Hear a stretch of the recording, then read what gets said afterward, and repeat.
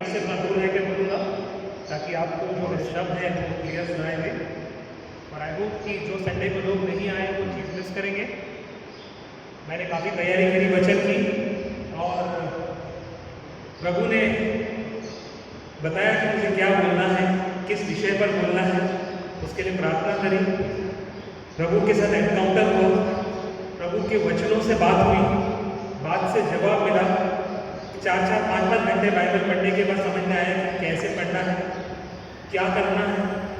पिछले 4 महीनों से बाइबल स्टडी में कर रहा हूँ, ये चौथा महीना है और पुराने नियम से मैंने शुरू किया और मुझे समझ में आया कि खुदावंद यहोवा अल्टीमेट गॉड, जिसे संसार का आधार माना जाता है, जिसने संसार को क्रिएट किया और अपने बेटे को उसने भेजा, he has supreme powers. High court, supreme court जज होते हैं हमारे यहाँ पे, वो सुप्रीम कोर्ट जज है, फाइनल वर्डिक्ट, राइट।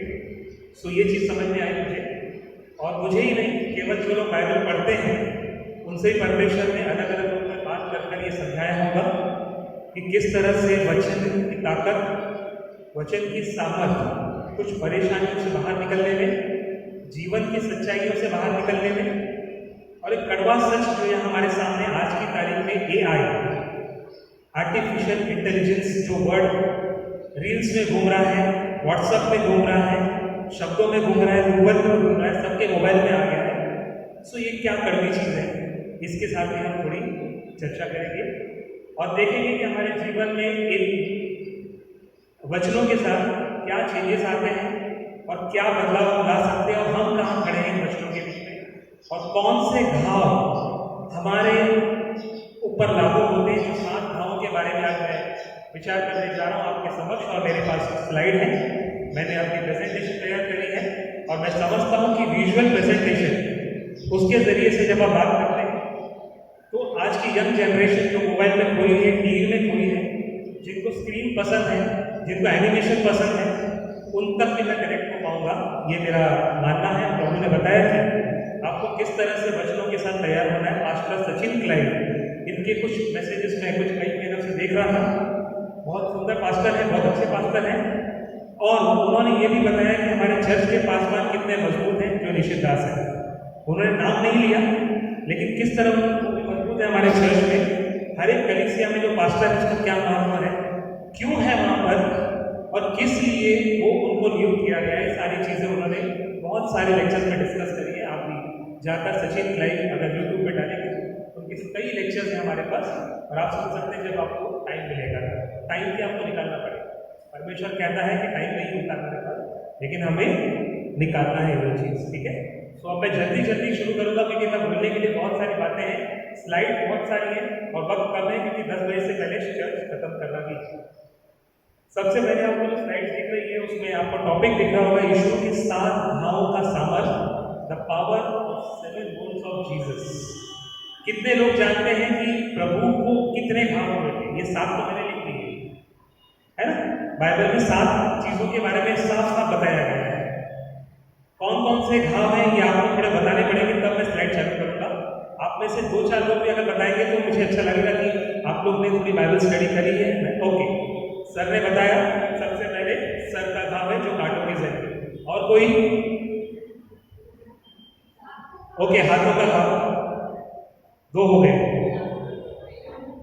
हाँ, चाबुक 3, चौथा ओके, मछली 4, पैर 5,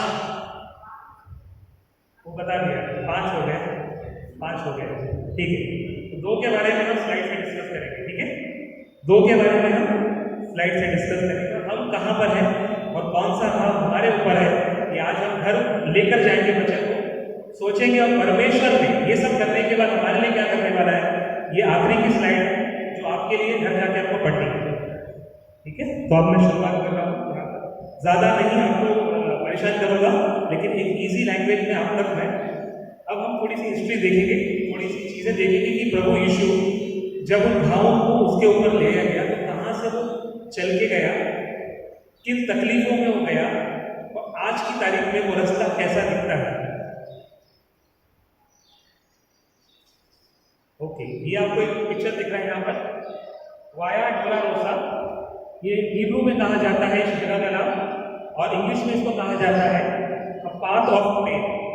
नीचे आपको जो पिक्चर दिख रही है जीसस की एक साइड में, वो पुरानी पिक्चर है पेंटिंग के जरिए कि यीशु मसीह इस तरह से क्रूस उठाकर उस जगह से, यानी जहाँ से प्रभु शुरुआत किया, नीचे पहाड़ जहाँ से ऑलिव माउंट ऑफ ऑलिव होते हैं, वहाँ से शुरुआत करते करते ऊपर जहाँ पे उसको क्रूसीफाई किया गया, वो ये रास्ता है जहाँ पर आज भी लोग जब घूमने जाते हैं तो अपना क्रूस उठाकर उसी चीज़ को महसूस करते हैं कि यीशु पे क्या पेश हुआ होगा। तो उस पिक्चर में आपको दिख रहा है कि लोग अलग अलग कम्युनिटीज़ के पास्टर्स और यहूदी लोग जो ऊपर हैं, राइट, यहूदी लोग जो हैं वो भी ये प्रैक्टिस करते हैं ताकि जो पेन फील हुआ था प्रभु को वो महसूस कर सके। आप लोग अगर ये टूर पे जाएंगे, पास्टर सचिन क्लाइव वो भी टूर करवाते हैं, कभी मौका मिले आप उनसे कनेक्ट हुई व्हाट्सएप के जरिए से, और उनका टूर अभी तो इसराइल का टूर बंद है फिलहाल के लिए क्योंकि फाइट चल रही है, लेकिन जब भी प्रभु मौका देगा तो आप जरूर अपने लाइफ टाइम में एक ये विजिट आपको करनी है। आपको वहाँ पर जाकर चीज़ें देखनी, आपको एक मौका मिला है क्योंकि आप जीवित हैं। जो लोग सो गए प्रभु में वो लोग को ये मौका नहीं मिला, जो लोग बिछौने पर हैं प्रभु से दुआ करते हैं, जो चल फिर नहीं सकते, कई बीमारियों में पड़े हैं, उससे दुआ कर सकते हैं, उनको मौका नहीं मिला, लेकिन आप चल फिर सकते हैं, इस भवन में आए, आपको मौका मिला है, आप जरूर जाइए। तो ये क्रूस की अहमियत को समझने के लिए हमें यहाँ तक जाना पड़ेगा। हम सिर्फ बाइबल पढ़ के और चर्च आ गए इसका मतलब हम ईसाई हैं, ये गलत स्टेटमेंट को अपने जीवन से निकालना है। ये स्टेटमेंट जून में प्रभु ने मुझे बताया कि तू चर्च जाता है, सेक्रेटरी है, बड़े बड़े काम दिखाता है, लोगों को व्हाट्सअप करता है, व्हाट इज दिस? इतना ही क्रिश्चियनिटी है या कुछ और भी करना है? इतना ही नहीं, एक पोस्ट को हासिल कर लिया या खड़े होकर मैंने लेक्चर दे दिया, 4 लोगों को बता दिया, this is not Christianity, this is not प्रभु का काम। प्रभु का काम इससे आगे है, और वो प्रभु का काम बहुत सारे लोगों को करना है, उसके आगमन की तैयारी करनी है कि वो चल जाने वाला है।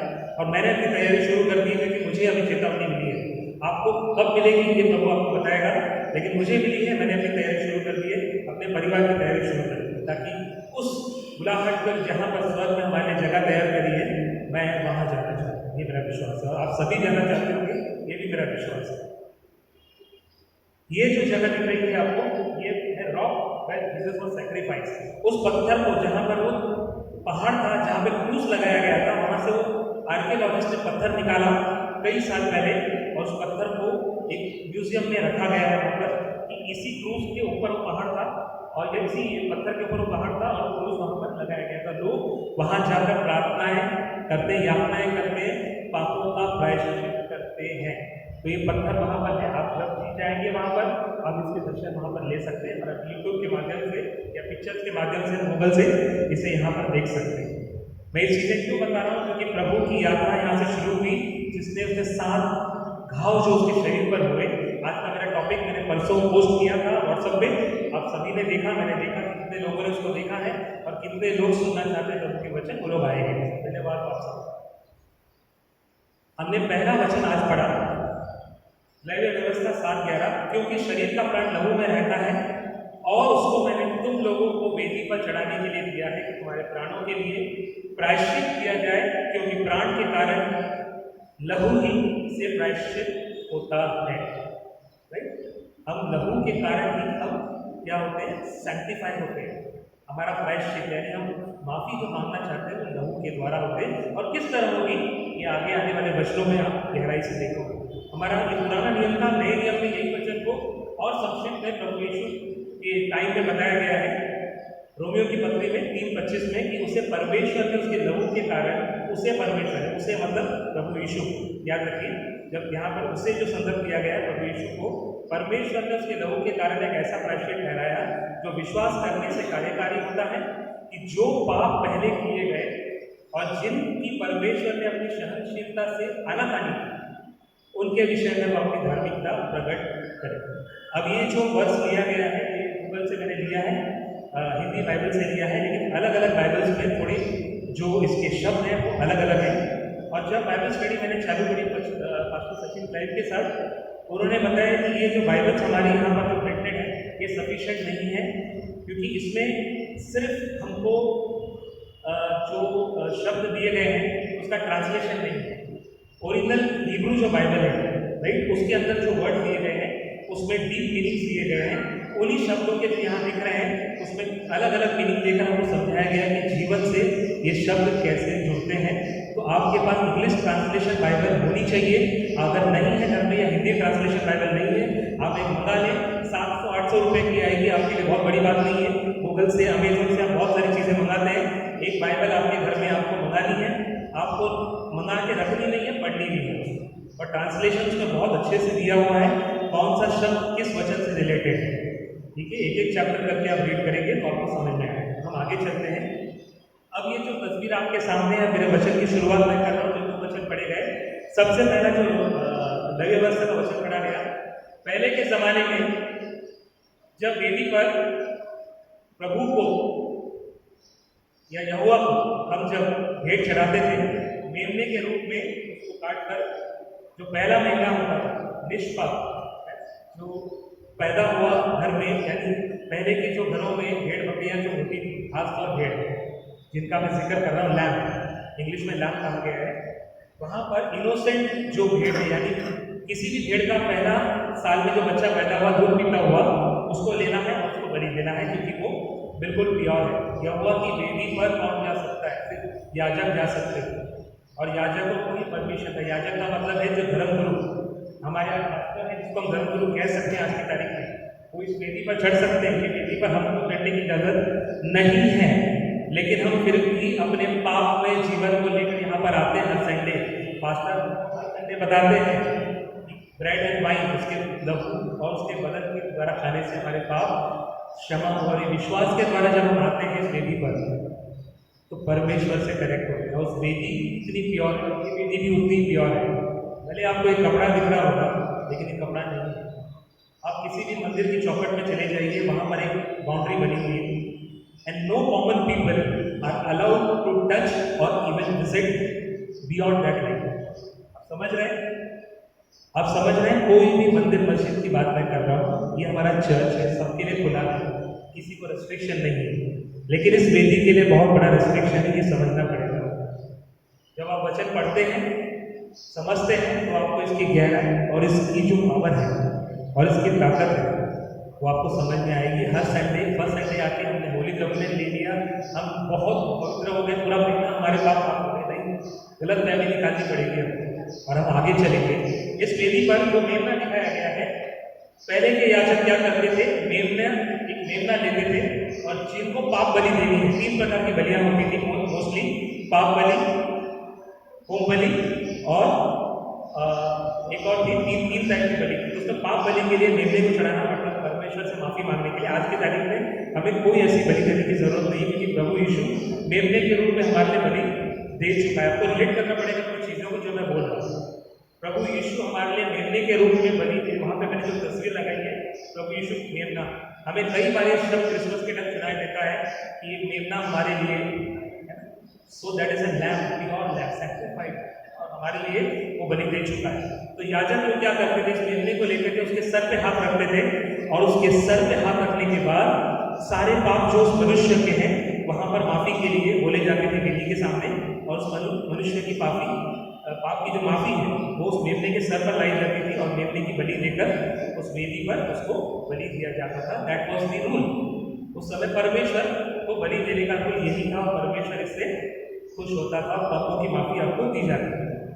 उस समय बहुत सारे घिनौने पाप भी थे जो परमेश्वर देख रहा था, लेकिन लोगों का ना समझने की वजह से बार बार परमेश्वर को कई बार विपत्तियां लानी पड़ी, कई बार नए राजाओं को लाना पड़ा, कई बार राजाओं की समझदारी की वजह से भी बच गए लोग। तो ये प्रभु को काम करना पड़ा, और आज की तारीख में प्रभु को काम हमारे लिए प्रभु यीशु के जरिए कर रहा है।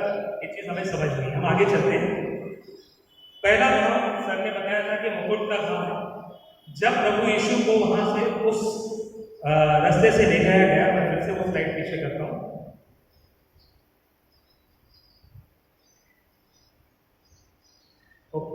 इस रास्ते से जब ले जाया गया तो इसके सर, प्रभु यीशु के सर पे ऑलरेडी मुकुट था, यानी मुकुट उसको सबसे पहले पहनाया गया। अब मुकुट पहनाने का कारण क्या है, इस पर हम डिस्कस करेंगे थोड़ा सा। मैं जल्दी जल्दी बोलूँगा, टाइम कम है मेरे पास, स्लाइड ज़्यादा है। ओके, सो सबसे पहले जब मुकुट उसको पहनाया गया तो उसके शरीर से लहू निकला। पहला घाव उसके सर पे हुआ। उसने हमारे सारे बर्डन, सारी चिंताएं, सारे पाप अपने सर ले लिए, ये बाइबल में लिखा है। ठीक है, तो इसकी समझनी पड़ेगी कि उसका जो पहला लहू निकला हमें साफ करने के लिए, उसके सर से निकला, कांटों का ताज पहनाया गया। और इसी तरह याजक इस तरह से बलि करते थे मेमने को, इस सर पे हाथ रख के सारे पाप उसके सर के। तो प्रभु यीशु परमेश्वर ने उसका मेमना हमारे लिए दिया ताकि उसका जो हमारा जो पाप है वो उसके सर पर रखकर हम सब फ्री घूम सके आज। ठीक है, हम जल्दी सुधर जाएं तो अच्छा है। प्रभु का आना निकट है। मैं बार बार ये कह रहा हूँ, मुझे चेतावनी मिली है, आपको कब मिलेगी? आप प्रभु से बात करेंगे, शायद आपको सब पता चलेगा, लेकिन मैं डर गया हूँ और मैं उस रास्ते पर निकल चुका हूँ। ये जो कांटों का सर का जो ताज रखा गया है, जो कांटों का था सर पर, वो खून जब गिर रहा है उसको कितनी तकलीफ हो रही है ये हम समझ नहीं सकते, लेकिन जो उसको कांटे अंदर घुसे होंगे तो हमारे शरीर में छोटी सी सुई जब इंजेक्शन लेते हैं तो क्या हालत होती है हम समझ पाते हैं। इतने बड़े बड़े कांटे, तो पिक्चराइजेशन है, ये सिर्फ पिक्चर दिखाया गया है, ये रियल नहीं है, लेकिन रियल में जो पेन उसको हुआ होगा उसको आपको समझना पड़ेगा और हमारी पापों की माफ़ी उसके जरिए से होगी। तो सेकेंड वचन हमने पढ़ा, अब आपको वचन से रिलेट करना पड़ेगा इस चीज को।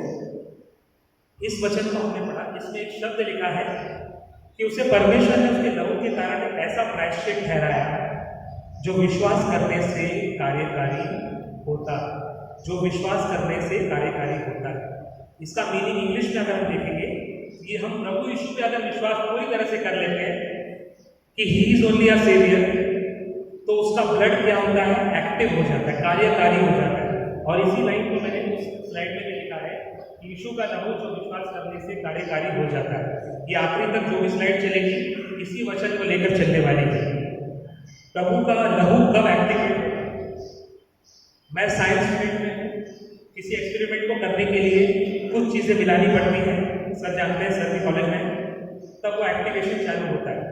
एटम बॉम्ब अगर हम कुछ कोड डालेंगे तभी एक्टिवेट होता है, तभी उसका एक्टिवेशन चालू होता है। इसी तरह से प्रभु का लहू ऐसे एक्टिवेट नहीं हो जाएगा, हमें पूरी तरह से उसको विश्वास में लाना पड़ेगा। जब हम विश्वास पूरी तरह से करेंगे तब वो कार्यकारी होगा, तब परमेश्वर वो वचन के जरिए से हमें बात करता है कि मैं वो वचन बहुत सुंदर है, मैं 2-3 बार से वापस पढ़ना चाहूँगा आपके बीच में। उसको हमारे लिए परमेश्वर ने क्या किया? प्रायश्चित है, जो विश्वास करने से करेंगे, जो पाप पहले किए गए और जिनकी परमेश्वर ने अपनी सहनशीलता से आनाकानी की, उसके विषय में अपनी धार्मिकता प्रकट करेंगे। प्रभु यीशु के जरिए से सारे पापों का जो बर्डन है वो प्रभु यीशु के सर पे डाल दिया गया है। और जो उस पर विश्वास करता है, उसका जो लहू बहा है सर से, पहले तो मैं सर की बात कर रहा हूँ, सर से बहा है, उससे हमारा उसका ब्लड एक्टिव होने से हम क्या हो गए? सारे निष्पाप होकर हम कार्य करने लगे। और आज जहाँ बैठे हैं, एक क्रिश्चियन जो शब्द है, मसीह जो शब्द है, उसको लेकर हम बैठे कि हम क्रिश्चियन हैं, हम प्रभु यीशु को मानते हैं और उसके वचनों पर हम चलने वाले हैं। दूसरी स्लाइड में उसका जो लहू बहा गया उसके चेहरे से निकला। ठीक है, उसके चेहरे से, ये बात अभी आपने 5 तरह के घाव देखे, ये घाव आपने नहीं बताया था। तो सेकंड जो ब्लड निकला उसके चेहरे से निकला है। ये तो सिर्फ पिक्चराइजेशन है, पिक्चर में से लिया गया, यूट्यूब पर अवेलेबल है। लेकिन जब उसके चेहरे पे जो ब्लड निकला उसको कहाँ लिखा हुआ है वचन? आइए हम पढ़ेंगे उसको। यशायाह 50:6 में क्या लिखा है? मैंने मारने वालों को अपनी पीठ और गल मोछा नोचने वालों को की और अपने गाल किए, अपमानित होने और उसके थूकने से मैंने मुंह न छिपाया। इसमें 2 बातें लिखी है, मैंने मारने वालों को अपनी पीठ और गल मोछ नोचने वालों की और अपने गाल किए। यानी जब वो क्रूस लेकर चल रहा था कांटों का ताज पहन के, वहाँ पे लोगों ने उसके दाढ़ी और मूछ को खींच डाला। गल मोछा नोचने वाला एक शब्द लिखा है, अब उसी बाइबल में ट्रांसलेट करेंगे इंग्लिश में, अगर तो आपको मालूम पड़ेगा कि moustache and beard has been split, उसको खींचा गया, उसकी दाढ़ी को खींचा गया। एक भी बार चेहरे से खींचते हो, जो लोग वैक्सीन करते हैं, जो लेडीज़ हैं, वो साइड आपको पता होगी कि वैक्सीन पहले कैसी होती है। तो अगर बालों को निकालना है वैक्सीन से तो कितना दर्द होता है, तो उसके तो गाल और मुंह से बालों को निकाला गया और गालों पर चाटे मारे गए, थूका गया और उसको इतना मारा रात भर कि उसके मुंह से उसके ब्लड फ्लोजिंग होने लगा। ठीक है, उसके ब्लड होने में, लेकिन उसने क्या किया कि अपमानित होने और उसके थूकने से मैंने मुंह न छिपाया। प्रभु ने अपना मुंह नहीं मोड़ा है। क्यों नहीं मोड़ा वो हम देखते हैं इस वचन में। उसने जब उसको अपमानित किया गया और उसके गाल से तो उसका चेहरा क्या बता रहा है। फर्स्ट वाला हमने देखा कि सारे पाप सर पे लेंगे। सेकेंड है चेहरा कैरेक्टराइजेशन ऑफ पर्सन, यानी हमारा कैरेक्टर कैसा है लोगों के सामने सोसाइटी में, पर्टिकुलर सोसाइटी सो कॉल्ड। हम गरीब हैं, अमीर हैं, बड़े हैं, छोटे हैं, कोई पोस्ट पे है, बड़ी नौकरी कर रहे हैं, टीचर हैं, नर्स है, रेलवे में नौकरी कर रहे हैं, कोई मायने नहीं रखता। हम क्या कर रहे हैं ये मायने नहीं रखता। हम प्रभु में क्या कर रहे हैं ये मायने रखता है। आप घर जाने के बाद प्रभु को क्या समय दे रहे हैं, प्रभु से क्या बातें कर रहे हैं, प्रभु से थोड़ा टाइम भी बिता पा रहे हैं कि नहीं। कि जीवन शैली में आप इस सोसाइटी में इतने बिजी हो गए हैं कि जो गाल पे तमाचे मारे गए, ठोका गया, दाढ़ी नोची गई, जो पेन मूछ निकालने से हुआ, उस पेन को आप महसूस कर पा रहे हैं कि नहीं। ये सब हमारे लिए किया गया और हमारा कैरेक्टर सीधा करने के लिए प्रभु ने ये जो लहू है चेहरे से निकला वो हमारे बीच में है। और हमारा कैरेक्टर कहाँ, हमको कैसे चलना है, ये सब चीज़ें बाइबल में बताई गई हैं। पास्टर हर संडे एक नया लेक्चर देते हैं और हर चीज़ों को बताते हैं। कितने लोग संडे का संडे अमल करते हैं और मंडे को जाकर अपनी ड्यूटी के बाद उसको फिर से वही रूप में हम आ जाते हैं इंसानी। तो मेरा मानना है कि कई वचनों को हमें लिखना है, कई वचनों को हमें बाइबल में मार्किंग करनी है और मार्किंग करने के जरिए जब भी हम बाइबल पढ़ेंगे तो मार्किंग वाले जो वचन है हमें फिर से स्ट्रेंथ करेंगे कि हमने ये पढ़े हैं और ये क्या काम करते हैं हमारे जीवन में। तो जब उसके चेहरे से लहू बहाया गया तो हमें हमारे कैरेक्टर के बारे में मालूम पड़ता है कि हमारा कैरेक्टर सीधा रखना है। आज आपको एक औरत दिख रहा है यहाँ पे खड़ा हुआ, चेहरा साफ दिख रहा है, सब कुछ ठीक है, कैरेक्टर क्या है, इसके पीछे का कैरेक्टर पता नहीं। नौकरी कर रहा है, चर्च जा रहा है, सब कुछ बराबर है, पीछे क्या है ओनली गॉड नोस दैट। और मैं सीधा हूँ कि नहीं ये कौन डिसाइड करे। सो हम समाज में जो चेहरा दिखाते हैं वो असली कभी कभी नहीं होता है। सो मेरे पीछे भी बहुत सारी कठिनाइयाँ होगी या हो सकती है, मैंने उनको दूर करने की कोशिश करी है और मेरा मानना है कि मैं इन वचनों के जरिए और ताकत पाकर आगे जाऊँ। हम आगे बढ़ते हैं। तीसरी मार जो गॉड साइड में बताई पीठ की मार थी, कोड़े की मार थी। ठीक है, पीठ पर बहुत सारे कोड़े मारे गए। इस पिक्चर में बहुत सारी बीमारियों के नाम लिखे हैं जो उसके कोड़े मारने से ठीक हुई। ये सिर्फ इलिस्ट्रेशन है, एग्जाम्पल। बीमारियां तो हमें कई हो सकती है, बहुत सारी जो अनगिनत बीमारियां जिसके बारे में पता भी नहीं। ठीक है, कई लोगों को 4th स्टेज कैंसर हो जाता है, पता नहीं होता, लास्ट में पता चलता है। कई लोग ऐसे हैं जो बिछौने पर हैं, सब कुछ ठीक है लेकिन मालूम ही नहीं पड़ रहा बीमारी क्या है। और प्रभु ने ऑलरेडी बीमारियों को अपने पीठ पर लिया है। आइए कौन सा वचन हमें बता रहा है, हम पहले देखेंगे।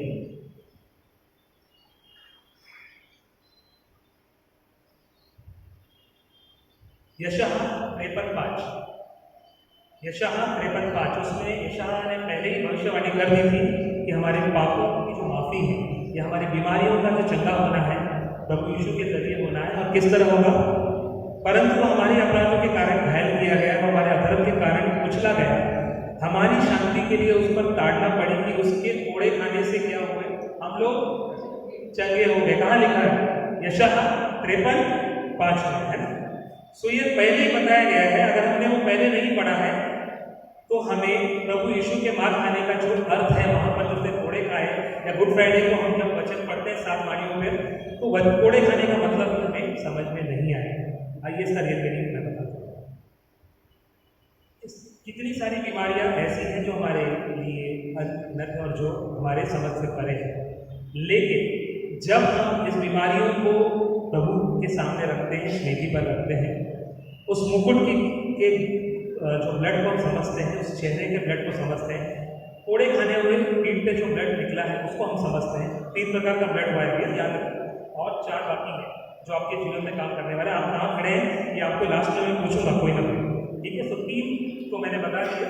तो यहाँ पर प्रभु ने पीठ पर कोड़े खाए, लेकिन पीठ पर कोड़े खाने के बाद जो हमने अपने पापों की जो प्रायश्चित या माफ़ी मांगनी है, हम क्या कर रहे हैं, हम ईसाई लोग उल्टा करते हैं।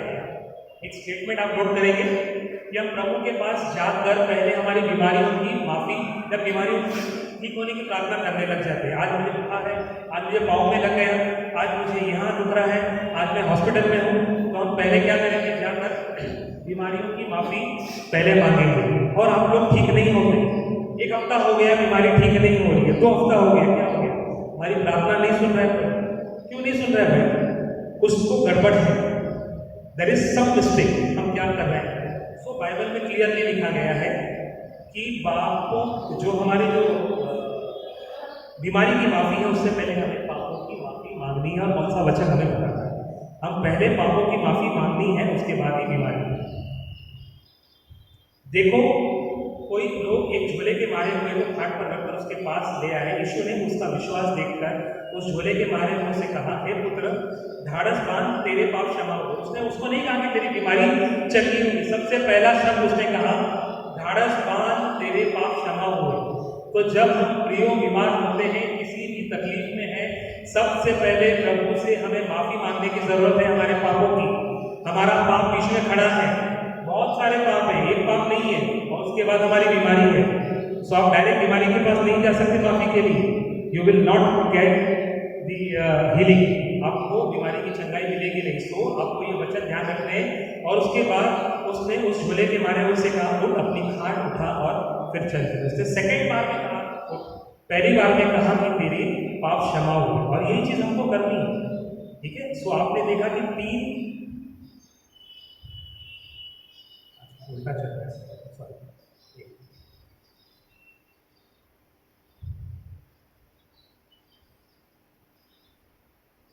ओके, अब हमने एक और लहू के बारे में जानना है जो उसके पसीने के रूप में निकला। ये भी आपने नहीं बताया। आपने 5 चीजें बता दी और 2 जो थे, जिसमें एक चेहरे का लहू था और एक पसीने का लहू था। अब ये पसीने का जो लहू है गतसमनी के बाद में हुआ। ये इंसिडेंट आप सभी को पता है कि जब प्रभु अपने आखिरी टाइम में था, प्रार्थना कर रहा था परमेश्वर से कि ये कटोरा प्रभु हो सके तो मुझ पर से उठा ले, क्योंकि उसकी वेदना बहुत सारी थी। वो चिंता में आ गया था, उसको पता चल गया था। उनका सडनली, आप सोचिए कि आपको मालूम पड़े कि आप मरने वाले हैं, कल 24 आवर्स, आपको 24 आवर्स दे दिए, क्या एंजाइटी रहेगी आप पे? वो तो मनुष्य ही था, अभी वो प्रभु के रूप में सेकेंड डे आने वाला था। तो उसके अंदर जो एंजाइटी थी, आपको फांसी आप देनी है, कैदी को मालूम पड़े। तो कैदी के बारे में जब हम कभी डॉक्यूमेंट्रीज देखते हैं तो उनकी एंजाइटी देखिए आप, बाकी दिन नॉर्मल रहते हैं, लेकिन जिस दिन उसका फांसी देना होता है उसकी पहले उसकी एंजाइटीज, उसकी इच्छाएं जाती, बहुत सारी चीज़ें बाहर आती हैं। हाथ पाँव हिलने लगते हैं, कांपने लगते हैं, पसीना छूटता है। प्रभु का पसीना छूटने लगा, नेचुरल था, बट ब्लड के रूप में निकला। और क्यों निकला ये भी आपको मालूम होना चाहिए। बाइबल वो भी चीज़ बता रही है कि वो खून क्यों बन गया। ठीक है, आइए देखिए।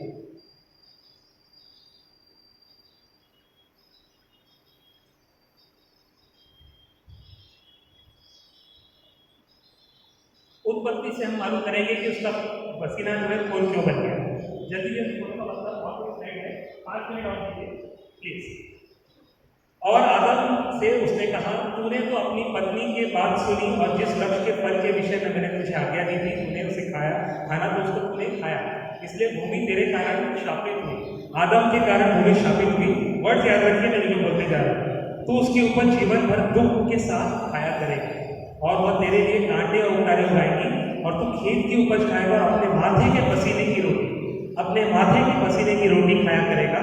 जो वर्ड में बोलो ध्यान रखिए। और अंत में मिट्टी में मिल जाएगा, क्योंकि तू उसी में से निकला गया है और मिट्टी तो है, फिर मिट्टी में मिल जाएगा। इसमें 2-3 शब्द प्रभु ने बहुत पहले हमें बता दिया। प्रभु ने वहां पर आदम और हवा को श्राप दिया था उनके पापों के कारण से, और उस श्राप को मिटाने के लिए प्रभु जब आखिरी समय में आया और जब इंसानी रूप में आया, तब वो जो लहू और पसीना वहां बहाया गया था, प्रभु ने गतसमनी के बाद में वो पसीना बहाकर उस पाप को, वहां पर श्राप को प्रभु ने खत्म कर दिया। हम गानों में गाते हैं दूसरा आदम, एक गाने में हमारा दूसरा आदम का शब्द लिखा गया है। दूसरा आदम हमारा कौन है?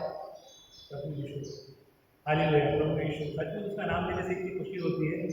दूसरा आदम हमारा प्रभु यीशु है, और वहां पर दूसरा आदम हमारे लिए दिया गया, ताकि वो जो श्राप वहां पर था, पसीने की रोटी, पसीने से जो वहाँ पे लिखा हुआ है कि इसलिए भूमि तेरे कारण शापित है, वो शाप को प्रभु यीशु ने गतसमनी के बाद में पसीना जब गिरा खून के रूप में छोड़ा, और हम सब फ्री हो गए उस शाप से।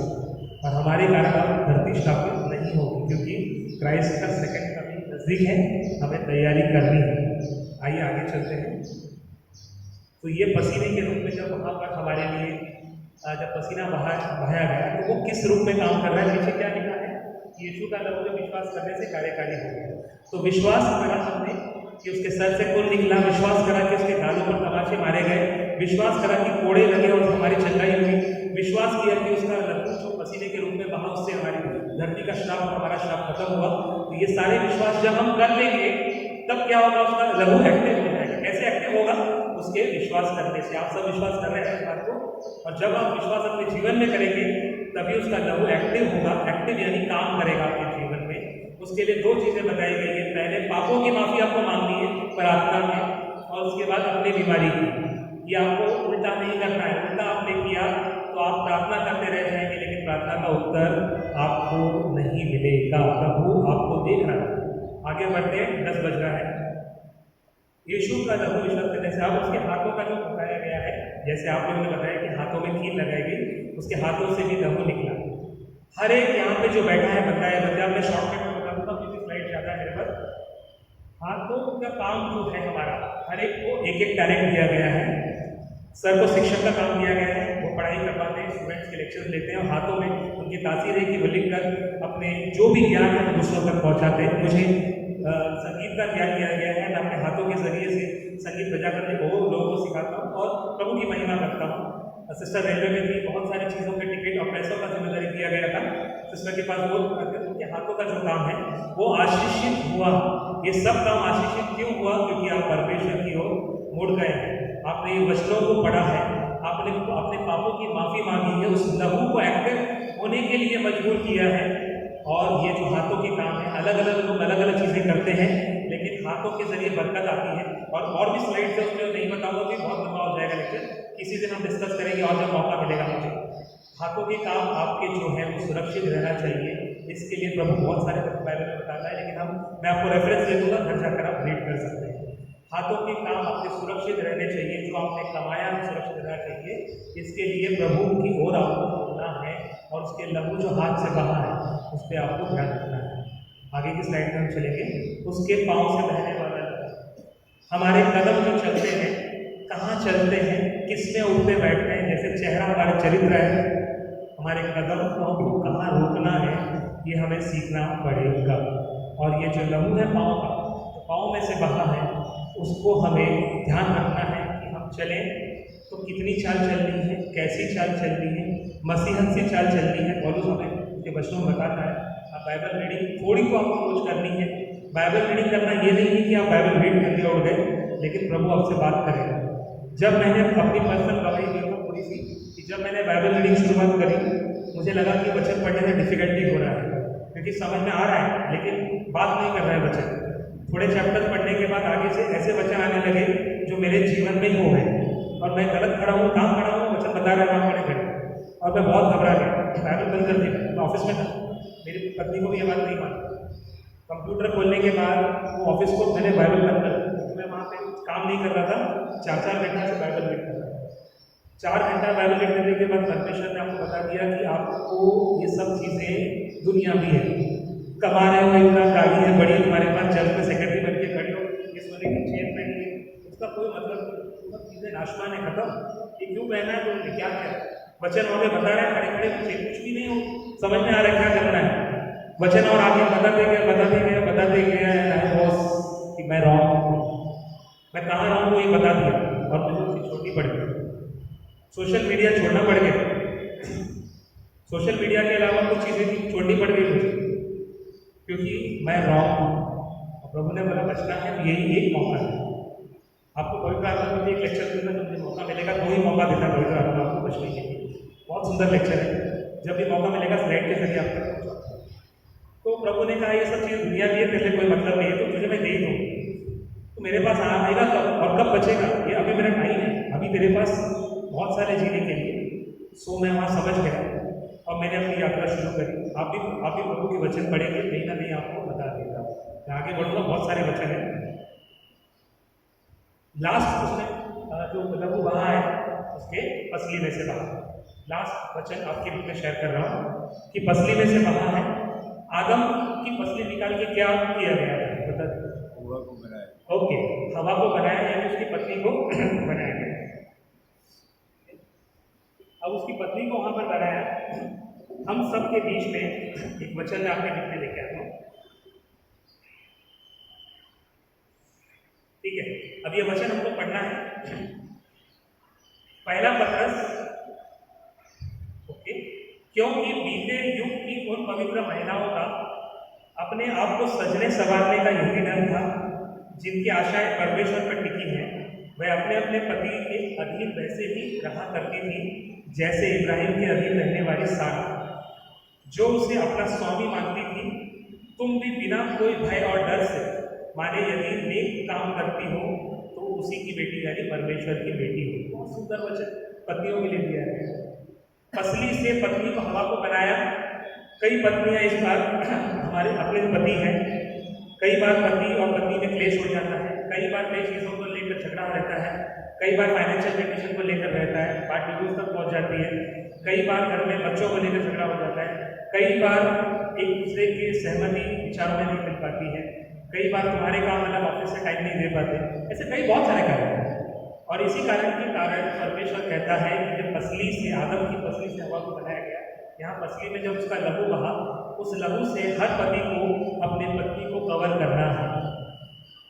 कैसे कवर करोगे, प्रश्न ये आ जाता है। क्या लहू को फोटो में से निकाल के वैसे करके कवर कर देना, ये लिटरली मीनिंग है? नहीं। आपके बाइबल के वचन आपको बहुत चीज़ें बता रही है। प्रभु का लहू आपको विश्वास करने से कार्यकारी होता है, यानी आपको पत्नी को भी आपकी प्रार्थनाओं में लाना पड़ेगा, साथ में प्रार्थना करनी पड़ेगी। कम से कम 10 मिनट 15 मिनट अपना टाइम निकालिए, अकेले प्रार्थना मत करिए। पति पत्नी के लिए बोल रहा हूँ, बच्चे ठीक है, बच्चे बड़े होंगे, शिक्षा में सीखेंगे। पति पत्नी जिनकी शादी नहीं हुई वो भी सुन रहे हैं, वो भी सुनिए कि उनको भी आने वाला टाइम है।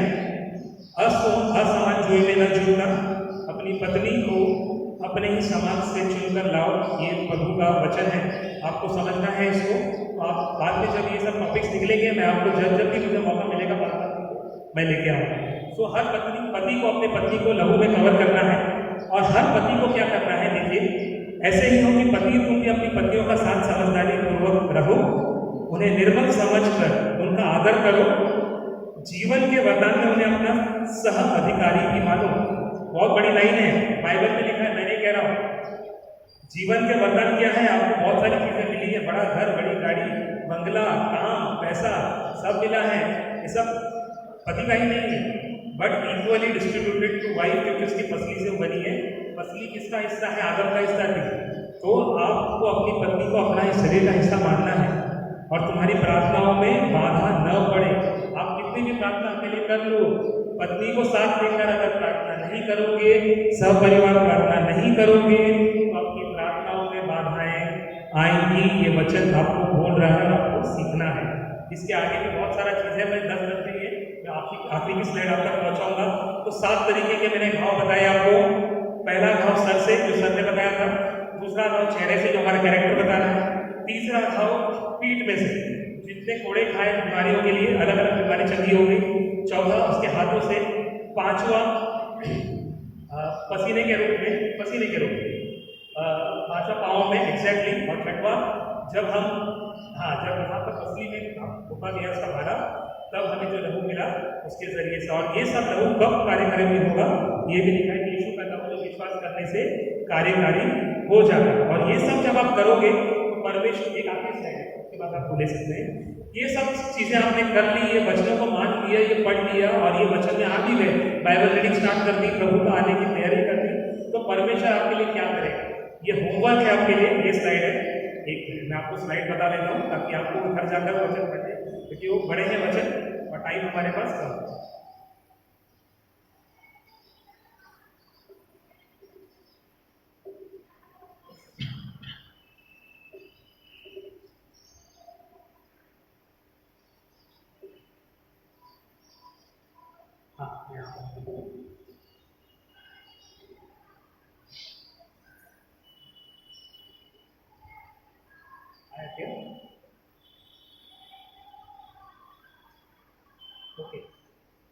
उत्पत्ति नहीं है। व्यवस्था विवरण 28, आपको जाकर व्यवस्था विवरण 28 पढ़ना है घर पर जाकर। उसमें 2 चीजें लिखी हैं कि ये सब करने के बाद आपके जीवन में प्रभु क्या करेगा, और ये नहीं किया तो प्रभु क्या करने वाला है साफ शब्दों में बता दिया गया है। आपको जाके, क्योंकि इतना बड़ा वचन है मैं नहीं पढ़ूंगा, 2 चीज पढ़ता हूँ आपके लिए कि यहोवा, यदि तुम यहोवा अपने परमेश्वर के इन आदेशों का पालन सावधानी से करोगे तो आज तुम्हें पता रहा कि यहोवा तुम्हारा परमेश्वर तुम्हारी पृथ्वी के सभी राष्ट्रों को तुम्हारे पास श्रेष्ठ करेगा। यदि तुम यहोवा के अपने परमेश्वर के आदेशों का पालन करो तो ये वरदान तुम्हारे पास आएंगे और तुम्हारे होंगे। कौन कौन से वरदान है आप देखना कि आपके कौन सा वरदान इसमें से है। आपका वरदान इसमें है, और जब नहीं करोगे वो भी आपके इसके नीचे लिखा है। तो 28 आपको घर जाके पढ़ना है। Thank you so much, thank you so much. एक आयत आपके सामने गाऊंगा और उसके बाद हमारा समाप्त होगा। आप भी मेरे साथ आयत गा सकते हैं।